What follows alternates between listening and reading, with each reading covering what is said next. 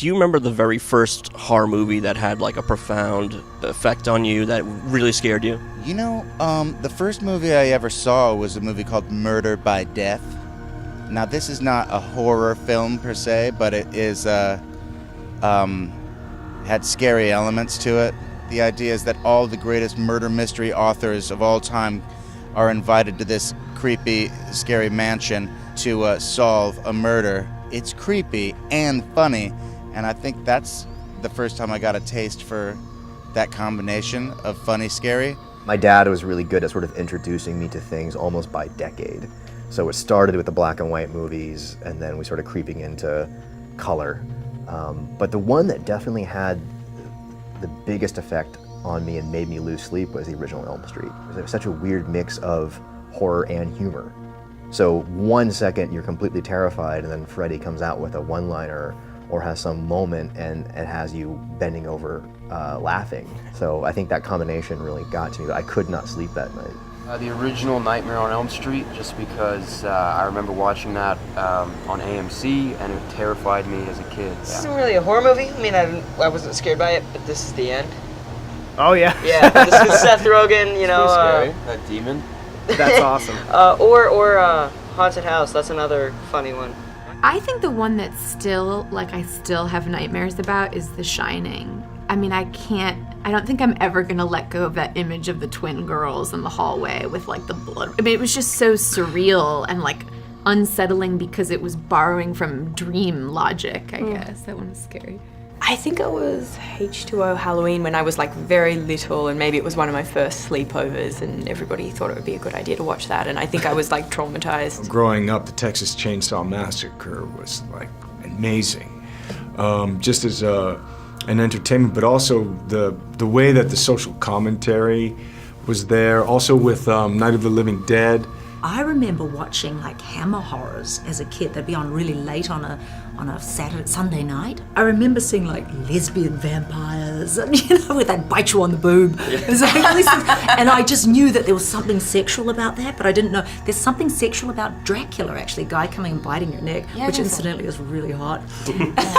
This is not considered a really scary movie, but there was something so existentially haunting about this film that really, it captivated me, but it also, it was a chilling experience watching it, which was never-ending story. I mean, the idea of the nothing and just like that wolf creature and, call my name or say my name. It was such an intense viewing experience for me as a kid. And then kind of a more classic movie that I would say is Nightmare Before Christmas. I mean, Nightmare Before Christmas is an amazing, amazing movie. The first movie I really ever remember is watching Dumbo, which you wouldn't necessarily qualify as a scary movie.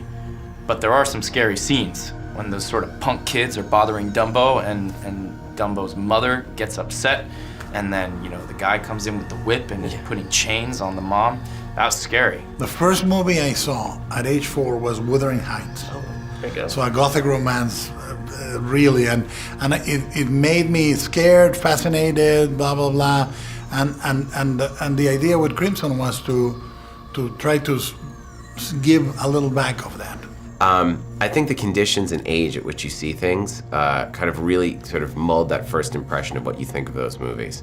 I saw The Exorcist when I was 6 years old, and it traumatized me, and Alien at age 8. But then even 2001, I watched it when I was 11, and I was like, oh, this is really boring. And then I watched it again at 15, and I was like, oh my God, this might be my favorite movies. But yeah, Alien was the movie that made me want to be a director. Like The Exorcist, I mean, I'm a Christian, and when you start talking about religious stuff, like, I've read the book, and I'm like, woo-woo, that can happen, But yeah, The Exorcist was probably the one that really jolted me. Psycho.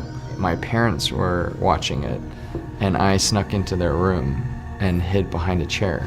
And then I remember the scene when Norman Bates, and he's dressed as his mother, and he comes charging down the stairs at the end of the movie with the knife raised. I screamed at the top of my lungs, and they realized I had been in the room the entire time. And then it just became an obsession. Like, I convinced my dad to let me watch as many horror movies as I wanted, and so like the weekends would roll around, and I would watch like 5 or 6 horror movies every single weekend. One was Gargoyles.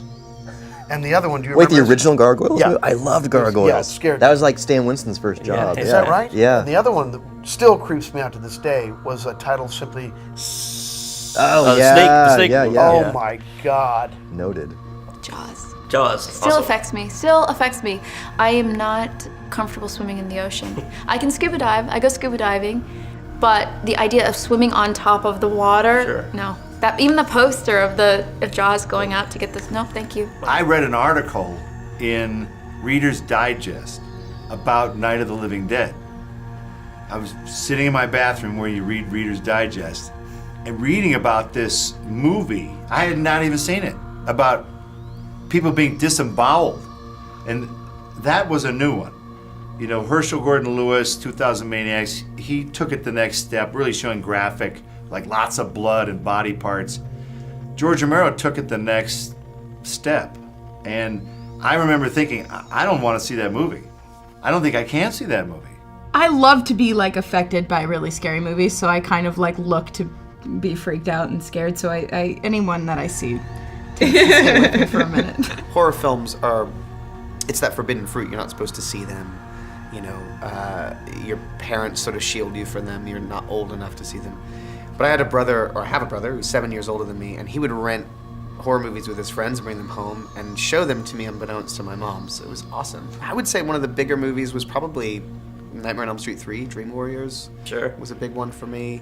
And another big one was a direct-to-VHS film called Truth or Dare, A Critical Madness. Oh, wow. Have you ever seen that? I don't think so. Oh, it's wonderful. It's so good. Have you ever seen Who Can Kill a Child? Yes. That's great. Brilliant. They Okay. remade that a few years ago, and they shouldn't have. They did, didn't they? What was it called?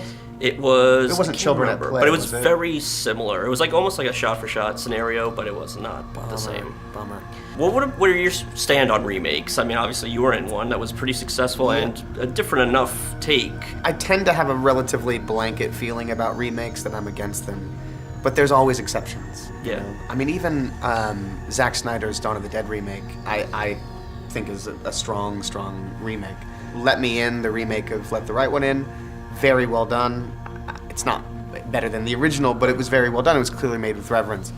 So there's exceptions to the rule. I just, you know, more often than not, I just don't feel like there's a reason to do it. I'm almost more amenable to it if the original film wasn't great to begin with, or if it was sort of a B-grade film. That's interesting. Like, to take something that wasn't awesome and has a fan base, but to do something and to actually make it better. But like Poltergeist, they're talking about remaking The Exorcist. Yeah.